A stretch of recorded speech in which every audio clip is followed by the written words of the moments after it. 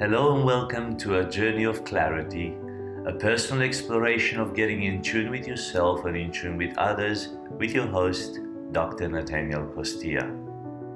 This is a journey of emotional and spiritual awareness, of discovering what life truly means, and a clear shift from an ego-driven world to a meaning-driven world.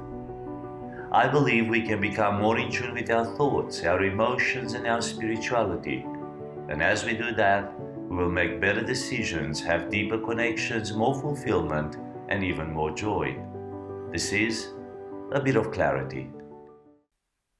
When you ask a couple who have been married for a long time, what was the secret to their marriage? Very soon you will find out that they will say it was the giving and the taking, the ability to let go and allow and just work with the other person. In other words, what they're saying is the ability to forgive one another. The best marriage is of two forgivers, two people who come together and know how to accept each other and forgive one another. Today, as part of relationship management, at A Bit of Clarity, we are talking about forgiveness. How good of a forgiver are you? Do you like to be forgiven when you make a mistake? Do you realize that you made a mistake? Do you ask for forgiveness, for pardon? Do you expect to be forgiven? Do you hope that you're forgiven? How well do you forgive others? Do you expect them to ask for forgiveness, or do you just forgive them? Or you don't want to forgive them and you choose not to forgive them even if they do apologize? How well do you handle this part of life? Well, in life, people will wrong you, people will do the wrong thing by you, people will say things that will hurt you, that will offend you, and you will be confronted with this fact that you have to forgive. We learn that at a very young age, and sometimes we don't like to learn it, and our kids don't want to learn it, but we teach them, and we've come along the path of life a different understanding of how important forgiveness is. You will notice that older people are generally more lenient towards this and are more ready to forgive than others because they are more seasoned. They've gone through life and they've seen challenges and ups and downs, and they know what is worth fighting for, what is not worth fighting for, and what is worth forgiving. And in most cases, they will choose forgiveness. So today, as we reflect on this, I want you to take it very personally because it is personal. And your ability to forgive will do you a lot of good or a lot of damage if you don't have it along life's path. Because whether you like it or not, we live in a messy world with messy people, and people will do the wrong thing by us. So the ability to just allow this forgiveness to happen in your heart and in your mind is vital. For those of you who are aware by now that we have show notes, you know where to download them. And if you're new with us, at eq.org.au, you will find these show notes. Also, you will find them in the links of wherever you are watching or listening to this podcast. Understanding Forgiveness, episode 45. My God, we are approaching the end of 2021, 45. That means there's only 7 episodes to go, 7 weeks to go this year. Amazing, amazing. Forgiveness is a conscious, deliberate decision to release feelings of resentment or vengeance toward a person or group who has harmed you, regardless of whether they actually deserve your forgiveness. Now, let me explain that a bit deeper. It is a conscious decision. Forgiveness doesn't happen naturally. You've got to cognitively decide to do that. You need to want to do this. Basically, you make that choice. It is a choice. It is a decision.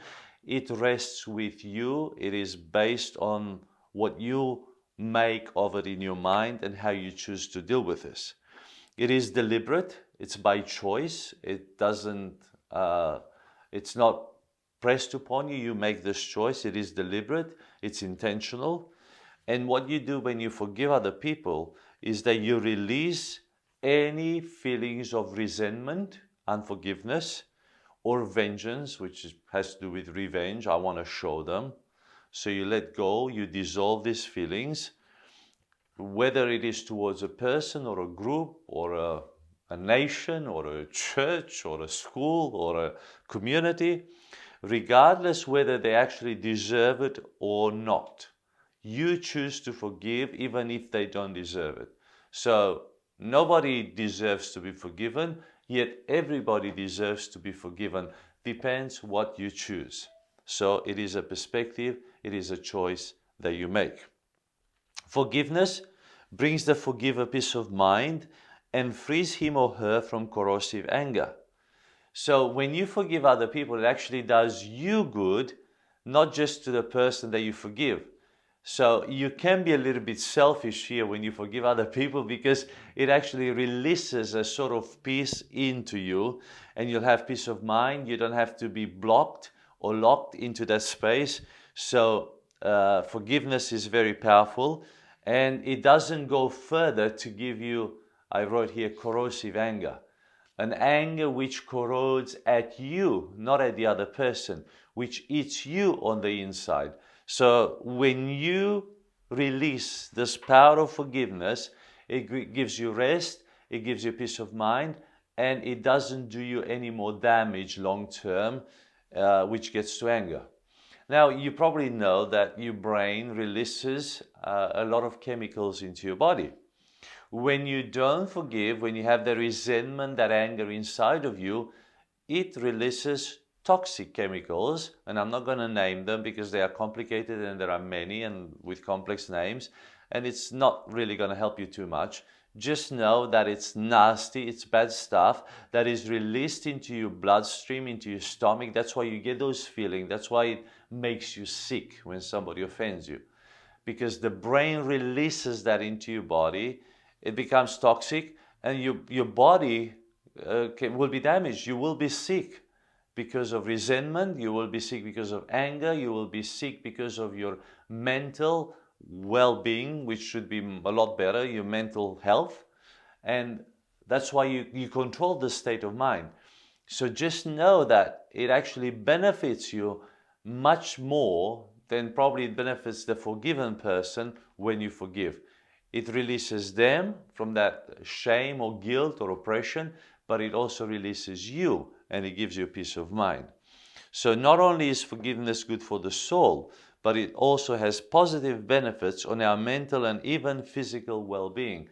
Yes, your mind will be healthier, your physical well-being will be much better, because your body will be a lot, will have the healthy chemicals, will have the happy chemicals released into your body, the joyful chemicals, because when you have a heart of gratitude, a different set of chemicals are released into the body, which are healthy, which bring health, vitality, and a way forward for you. So just know that forgiveness is good for your soul, it's good for your spirit, and it's also good for your body as well. The ability to forgive and seek forgiveness significantly contribute to marital satisfaction and are often rated as one of the most important factors that affect relationship longevity. I began this teaching this morning with exactly the same thing. If you want to have a successful marriage, if you want to have a wonderful marriage, if you want to be strongly connected to your husband or to your wife, just know that for that marital satisfaction, forgiveness is the key. Learn how to forgive your wife or your husband, even if they don't ask for it. Before they even ask for forgiveness, in your heart, you should have forgiven them. That will keep your relationship intact. That will keep them in the right state in your heart, and you will always overcome any and every challenge that comes your way in your marriage. So it's a choice. You can choose to forgive not just your spouse, but also the people that wrong you before they even have an opportunity to say sorry or to apologize to you. And whether they apologize or not, of course, it'd be nice for them to apologize. It would be nice for them to have the awareness that they wronged you. But whether they do it or not, the choice of forgiveness rests with you. So make that choice as the first point of dealing with that situation. I've put here some perspective sayings on forgiveness because at times, if I give you theories and concepts, you may remember some of them, you may not remember some of them. but sayings sometimes are easier, like proverbs and sayings are a lot easier for us to remember. And they have a lot of depth, a lot of, they contribute to us not just remembering, but they go deeper in our way of making sense of things. So they're quite philosophical at times, but very practical as well. So this is what Martin Luther King Jr. said. Darkness cannot drive out darkness. So you can't win with the same argument. So if somebody fights you, you can't win with fighting. If somebody yells at you, you can't win with yelling at them. If somebody swears at you, you can't win by swearing back. So darkness cannot drive out darkness. Only light can do that. Hate cannot drive out hate. Only love can do that. So the only way you're going to get through life is not by responding with the same coin that somebody threw at you. You respond in a loving way, in a positive way. You can turn the situation around by showing love, by demonstrating love and not hate, by forgiving and not holding resentment. Dr. Shauna Shapiro said, pain in life is inevitable. Suffering, on the other hand, is optional. So pain, you can't avoid pain, but suffering you can avoid. What's the difference between pain and suffering?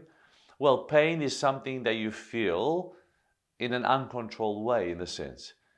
You got hurt by somebody, let's say they said something about you which wasn't true, and you got hurt. Yes, in that moment you felt the pain, okay? But choosing to remain with the pain is suffering. So suffering is when you embrace the pain and you hold on to that pain for a long time. It's holding on to that hurt for a long time. So that pain turns into suffering. Suffering is an option. Pain is not an option, it just happens to you, but suffering is an option.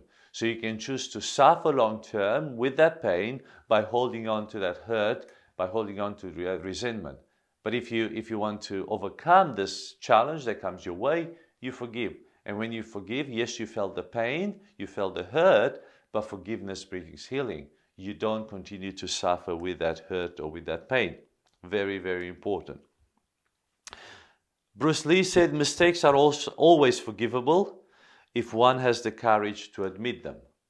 So this comes to us as well. Yes, we'd like other people to apologize to us when they wrong us, but also ourselves. So when we become good forgivers, we also know how to apologize. And even if we make mistakes, they're always forgivable if somebody repents, if somebody asks, if somebody admits that they made them. So learn this concept and apply this in your life. When you do something wrong, just admit that it was your fault. Just be bold about it and people will forgive you. You'll see there's a lot of grace out there, a lot of mercy, and people will forgive you if you're sincere, if you're honest, if you tell them as it was, if you have the courage to admit that you made a mistake, people will forgive you. So learn to be a good forgiver and learn to apologize also very well and be truthful in your apology and sincere. Lewis B Smedis said, to forgive is to set a prisoner free and discover that the prisoner was you. So to forgive is to set the prisoner free, and in the process you discover that it was you who needed to be set free. So that is very powerful as well. So set yourself free from the prison of resentment and unforgiveness by forgiving. I've also put here the term of forgiveness from Greek, which is very important because it has a beautiful literal meaning. So makrothumeo, which is the Greek word to forgive, the literal meaning of this is to have patience with me and give me time. So if you actually broke it down, the understanding of this word forgive from Greek, where it derives from, means have patience with me and give me time. That is beautiful. So when somebody says forgive me, they're actually saying to you, have patience with me and give me some time and I will come through. And I think that is very beautiful. It's a deep connotation of what forgiveness means. Bernard Meltzer said, when you forgive, in no way do you change the past, but you transform the present. So when you forgive, it's to set a prisoner free and discover that the prisoner was you. So to forgive is to set a prisoner free and discover that the prisoner was you. And in the process, you discover that it was your fault. Just be bold about it and people will forgive you. You'll see there's a lot of grace out there, a lot of mercy, and people will forgive you. So learn this concept and apply this in your life. When you forgive, but you sure do change the future. So yes, you can't make the wrong right, but you can make the right going forward. So when you forgive, you can't change what happened. Yes, there was hurt, there was pain. Either you caused it or somebody else caused it. You can't change that. It happened. But you can change the future from that point onwards through forgiveness. So you actually have a say in the way forward. Honoré de Balzac said, "The heart of a mother is a deep abyss at the bottom of which you will always find forgiveness." Isn't that beautiful? At the bottom of the deepest failures in life, our mothers always forgive us. And that is the heart of a mother. And I pray that that is the heart of a father as well. Somebody who forgives. If you're a dad and you're listening to me right now, I just want you to become a very good forgiver. Especially towards your children or grandkids. No matter how far they've drifted or gone from you or from God or from society, just open your heart and allow forgiveness to flow from your heart towards them. They need your heart to be turned towards them. Maybe the world has turned its back on them. You have a heart for them. So make sure that they know that your heart is always for them and turn towards them with forgiveness. And never lose that, because our kids need this and our grandkids need this and society need this. If fathers are able to forgive their sons and daughters, this world will become a different place. Alexander Pope said, "To err is human, to forgive is divine." So to make mistakes is normal in humans. We do make mistakes, but to forgive is outside ourselves. It is divine. So it's knowing that you have been forgiven by God through Christ Jesus, and now because you are forgiven, you are able to extend that forgiveness towards others. In fact, in the Lord's Prayer, for those of you who have learned the Lord's Prayer and have prayed it, it says that you're praying to the Father to forgive your sins as you forgive somebody else's sins, those who have wronged you. So imagine if actually God forgave us by the way we forgive others. I'm not so sure how much forgiveness we would receive, because at times we're not so good at forgiving others. So learn to be a good forgiver, because you have been forgiven as well. And to forgive is divine. To not forgive is human. To make mistakes is human. But we can have a glimpse of heaven in us and forgive. And the words of Jesus in John 20:23 says, "If you forgive anyone's sins, their sins are forgiven." Imagine this, how powerful in the divine context of everything this is. So we have the ability to forgive somebody's sins. And when we do that, even God forgives them because we have forgiven them. It's like we cooperate with God. We cooperate with God to forgive this world, which is really, really beautiful. So do your part to be a great forgiver, because it has physical benefits, it has spiritual benefits, it has social benefits. In every way, it just benefits everybody. So learn to be a good forgiver. Two primary ways to reconcile. There are two ways to reconcile, just going forward now. Number one is called implicit reconciliation, and the second way is explicit reconciliation. So implicit reconciliation means this takes place automatically as soon as possible. So basically we reconcile with the hurt, with the person, as soon as we can. We choose to forgive that person, whether we say it, whether we don't. Immediately, as soon as possible, we've made that choice internally to forgive that person. The explicit reconciliation, on the other hand, occurs when people work together to reconcile by explicitly dealing with the issue. So this occurs when people come together in a mediation sort of meeting, where people maybe see therapy or counseling, or they come together at a table where they explicitly they work together explicitly towards coming back together in reconciliation. So they talk about the hurt, they talk about the event, they talk about what was said with a third party, basically because they couldn't reconcile themselves internally, implicitly, quickly. This takes another effect, and it goes to a larger way of reconciliation, but it still works.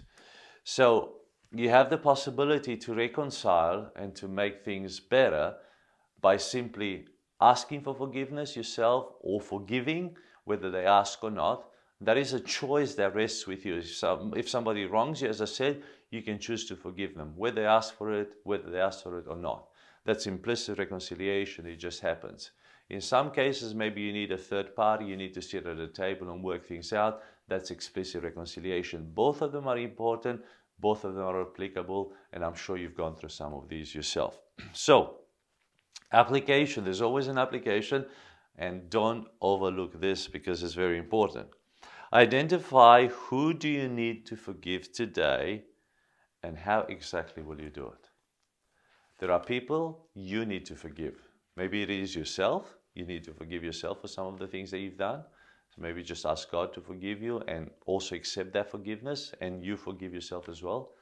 Maybe there are people, maybe there's your parents, maybe your grandparents, maybe your neighbor, maybe a colleague from work, maybe your spouse who needs your forgiveness. Think about a couple of people, 2-3 people in your life who need your forgiveness right now and release that forgiveness. Just forgive them. And in some cases, maybe you need to reconcile. Maybe you need to meet up with them and chat or make a phone call. Do that as well. And become a great forgiver. Because this place, this world needs people who can forgive. And every place that you're in will need forgiveness. And every circle, social circle that you're in will need forgiveness. So the sooner you become a better forgiver, the sooner you become better at apologizing and being sincere when you do when you do make mistakes, the easier the relationship between people will be joined together and will be kept. So we're talking about relationship management. So we can't talk about relationship. You can't manage a relationship unless forgiveness is like the glue that makes the relationship to carry on. So learn to forgive, become the best forgiver that you can be, and also forgive others when others ask you to forgive, and also make sure that you apologize when you do make a mistake. I really pray that this blesses you and you become a greater forgiver. If you love this content, you know what to do. As you tune in here, just extend this content to other people in your circle and share it on the various channels that you see it, social media, and tell others how wonderful this is so they can watch it and benefit from it. And if forgiveness is working in your life through this application, I'd love to hear from you. So connect with me. You'll find me on most channels, LinkedIn, Facebook, website, and just send me some feedback and let me know how you're doing. See you next time. I'm Dr. Natanael Costea, and I thank you so much for joining me on this journey of clarity through emotional and spiritual awareness. If you feel blessed by this presentation, please subscribe, rate, comment, and share it wherever you're enjoying it. And until next time, this was A Bit of Clarity.